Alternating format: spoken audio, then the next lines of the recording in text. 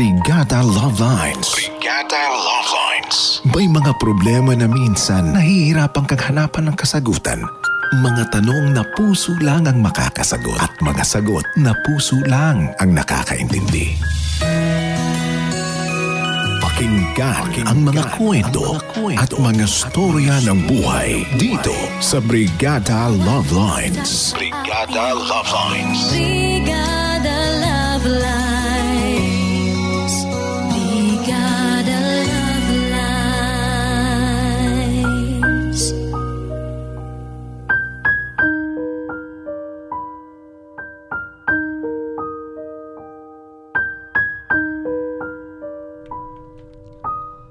Dear Brigada Love Lines, sabi nila hindi raw talaga tayo ang pumipili kung sino yung tao nating mamahalin.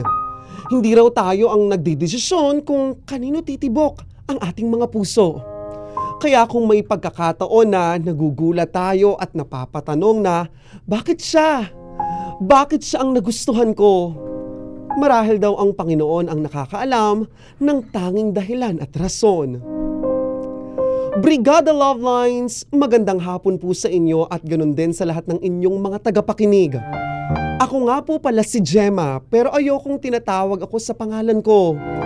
Ang sabi ko sa mga kaibigan ko, pati sa pamilya ko, Gem na lang ang itawag nila sa akin. 22 years old na po ako at taga rito sa Santo Tomas City. Isa po akong tibok o tomboy, babae na pusong lalaki na nagkaroon ng hindi pangkaraniwang karanasan pagdating sa pag-ibig. 17 years old po ako nung una akong magkaroon ng girlfriend. Para lang mga lalaki, niligawan ko siya at maswerte naman ako dahil naging kami. Pero tumagal lamang po ng 2 taon ang relasyon namin at nakipaghiwalay siya sa akin. Mabalitaan ko, may boyfriend na pala, yung totoong lalaki. Simula noon, Brigada Love Lines, hindi na ulit ako naniligaw sa mga babae. Siguro saka na lang kapag handa na ulit ang puso ko. At dahil dito, pagkatapos kong masaktan dahil nga sa isang babae, ay mas nag-focus na lamang ako sa aking mga barkada. Uy, Christian! Tapos ka na ba sa narrative report mo? Uy, hindi pa, bakit? Lagot ka, bukas na ipapasa yun. Sus, hayaan mo na yan. Pagaya na lang ako ng sayo. Ayoko nga. Uy nga pala, Jem. Huwag mong kalimutan mamaya, ha? Ang alin yun? Yan tayo eh. Sasamahan mo ako manligaw dun sa bagong babae kong nagugustuhan. Huwag mong sabihing nakalimutan mo na. Ha? Ngayon ba yun? May lakad kaya ako? Ano ba yan? Cancel mo na yung lakad mo na yan. Naka-oo ka na sa akin nung nakaraan. Nakalimutan ko kasi. May pupuntahan kami ni Mama pagkatapos ko dito sa school. Birthday ni Tito Bert. Doon kami maghahapunan. Paano yun? Ngayon ko sinabi sa kanya na ngayon tayo pupunta. Ano ba yan? Ikaw na lang ang pumunta. Wala naman akong gagawin dun eh. Jem naman eh. Alam mo naman na pagdating sa chicks ikaw lang yung maaasahan ko. Kaya mo na yan. Bahala ka. Bakit kasi hindi mo agad sinabi sa akin na may lakad ka? Wow. Ikaw tong pabigla-bigla din kung mag-aya. Pasama ka na lang sa ibang tropa. Kay Joshua. Ayoko. Gusto ko ikaw yung kasama ko. Hindi ba pwedeng ipagpaliban na lang muna yung panliligaw na yan? Sayang naman yung pagkakataon. Maganda ba yung babae na yan? At para ka na namang sinilihan sa pagkataon. Aba, oo naman. Ako ba bang pipili ng hindi maganda? Sus, baka mukhang ngalimango yan ha. Lugi ka na lang. Sobra ka naman. Please, Jem, bigay mo na sa akin to. Samahan mo na ako manligaw. Hindi nga pwede. Bukas na lang. Ano sasabihin ko dun? Sabihin mo, masakit ang ngipin mo. Namamaga ang gums mo. Ayoko nga. Baka mamaya isipin pa nung nabulok yung bagang ko. Ay basta. Problema mo na yan. Palibhasa, wala kang chicks. Ano naman? Uy, baka akala mo Christian ha? Yung nasa baba mo lang ang lamang mo sa akin. Pero sorry ka, mas matinik to sa mga chicks. Kaya nga mapili ako, di ba? Gusto ka talaga yung magaganda. Hindi kagaya ng mga taste mo. Wala ka namang girlfriend. Wala pa. Hintayin mo lang, Christian. Sa palagi ko mas mauunahan pa kita. Feeling ko kasi busted ka lang din naman dyan sa liligawan mo. Bawin mo nga sinabi mo. Pustahan pa tayo, Christian. Ano?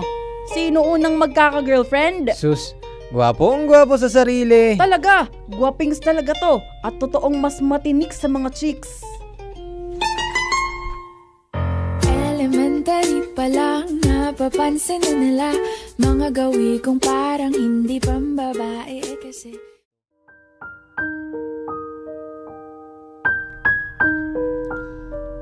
Sa pagpapatuloy, Brigada Love Lines, matagal ko na pong kaibigan si Christian. Ang totoo nga niyan, 4 kaming magbabarkada. Ako, si Christian, si Joshua at si Bon. Pero sa kanilang lahat ay pinaka-close ko si Christian. Mga bata pa lang din kasi kami ay magkaibigan na kaming dalawa. At bahagi nga po ng pagiging magkaibigan namin ang palagi ko siyang damayan kapag broken-hearted siya sa mga babae. Napakabait ko rin kaibigan sa kanya na kahit anong request niya, kahit pa ayaw ko sa una, ay ako rin yung lalambot. Kagaya ng pagsama ko sa kanya sa mga panliligaw niya, makikipagtalo pa ako sa una. Pero sa dulo naman, sasamahan ko rin siya. Aaminin ko, Brigada Love Lines, nagiging malambot ako pagdating kay Christian. At hindi ko rin po alam kung bakit ganon. Huy, Jem! Bakit ngayon ka lang umuwi? 11:00 na ng gabi Tanod ka? Hindi ko po kasi napansin ang oras eh. Saan ka nga galing? Kanina pang 3:00 ng hapon natapos ang klase mo Kina Christian po. Ay, kina Christian na naman. Sinamahan ko po maglaro at manligaw. Hindi ba pwedeng sa weekend na lang gawin yan? Hindi yung this oras ng gabi ay uuwi ka? Ngayong araw daw po kasi siya malungkot eh. Nakaschedule ang pagiging malungkot. Maliligo na po ako. Huy, Jem, bago ka maligo, lumapit ka nga muna dito. Bakit po, ma? Ano ba talagang plano mo dyan sa pagkakaibigan ninyo ni Christian, ha? Po? Lahat na lang ng ginagawa mo para sa kanya. Hindi na nga ata best friend ang turing mo sa kanya para ka na niyang yaya. Grabe naman si mama. Tinutulungan ko lang naman po si Christian. Broken-hearted siya ngayon. Ayaw ko rin namang maramdaman niya ang lungkot.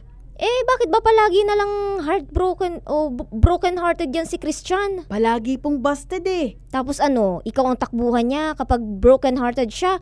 Sabihin mo nga, mag-aral na lang muna siya. Malapit na kayo magtapos. Opo, ma. Ikaw, paano ka naman? Paano ako? Paano kung ikaw naman ang maging broken-hearted sa kanya? Sinong takbuhan mo? Ala si mama. Ako? Broken? Yak, ew. Makaya ka naman. Bakit hindi ba totoo? Kasi ma, nakakadiri ang mga sinasabi nyo. Sus, anak kita, Jem. Alam ko. Hindi ko po kayo naiintindihan. Jem, alam ko yung tinatago mong feelings sa kaibigan mong si Christian. Hala ma, nagkakamali ka. Anong feelings kay Christian? Ma, tomboy ako. Sa babae ako nagkakagusto. Sige nga, kailan ka huling nagkagusto sa babae? Crush nga ata, wala Ma, ano ba? Anak, di ba nung una pa lang sinabi ko naman na sa'yo na tanggap ko kung sino ka, tanggap ko kung ano man ang kasarian mo. Pero ngayon naman, aminin mo na rin kung sino yung tinitibok ng puso mo. Mama naman kasi, hindi naman kami pwede ni Christian. Una, mag-utol kami. Pangalawa, babae ang gusto niya. Babae ka naman, di ba? Opo, pero... Anak, eto payo mula kay mama. Kung gusto mo ng isang tao, ay wag mong pipigilan ang nararamdaman mo. Sige ka. Kapag siya nagka-girlfriend na talaga. Okay lang po. Sigurado ka ba? Huwag kang iiyak sa akin At saka, isipin mo anak, baka kaya laging busted si Christian ng mga babaeng nililigawan niya ay dahil ikaw ang para sa kanya. Ma, ayoko marinig yan. Ayoko.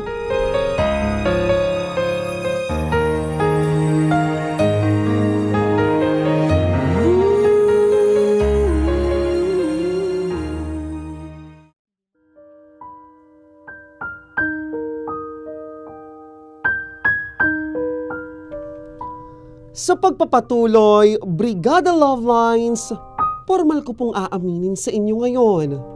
I'm in love with Christian. Ang kagaya kong tomboy sa hindi ko malamang dahilan ay mahal ang kaibigan niyang lalaki. Paano nga ba yun nangyari?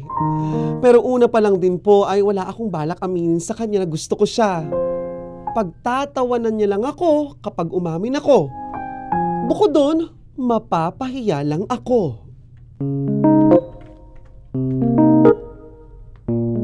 Uy, Jem! Nakita mo yung bago niyong kapitbahay? Yung babaeng maganda? Oo, si Tanya. O bakit?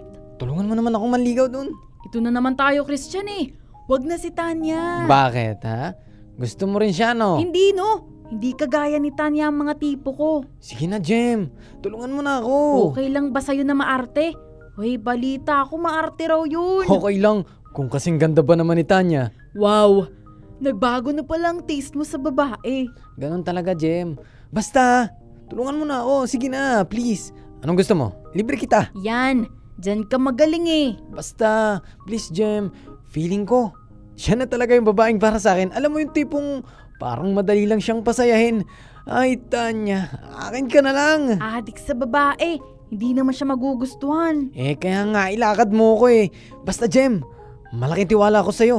Ikaw nang bahala, ha? O siya, sige. Last na pagtulong ko na to sa'yo ha. Pag busted pa rin, bahala ka na sa susunod. Yun! Thank you, Jem. The best ka talaga.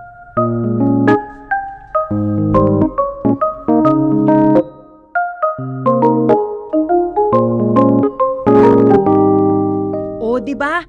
Sabi ko naman sa'yo eh, olats ka na naman. Ano pa bang magagawa natin? May boyfriend na pala si Tanya. Ano ba yan?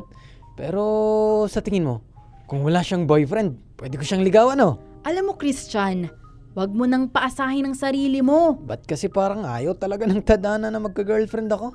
Lagi na lang busted. Maglaylo ka kaya muna. Wag ka muna maghanap ng liligawan.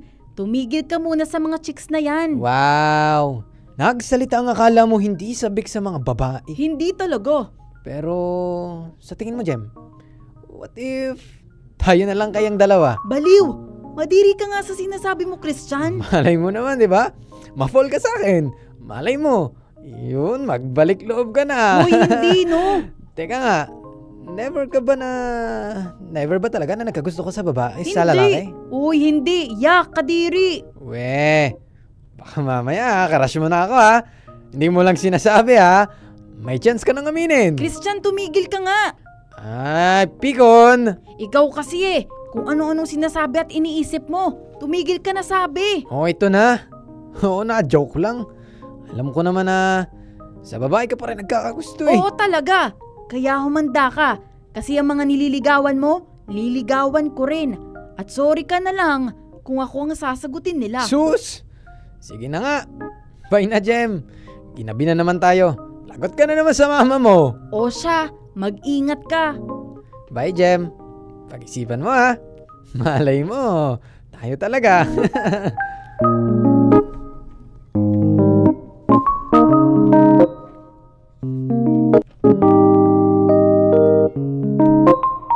Sa tingin niyo ba, Brigada Love Lines, posible rin kaya na magustuhan ni Christian ng isang kagaya ko na tomboy? Ang hirap palang itago ng feelings, parang anytime sasabog ka. Kaya naman sana, Brigada Love Lines, ay matulungan niyo ako. Baka naman po mabibigyan niyo ako ng payo. Aamin na ba ako kay Christian o hindi?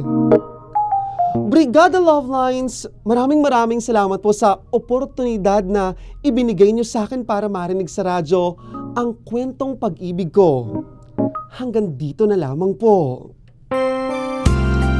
Brigada yours, Jem!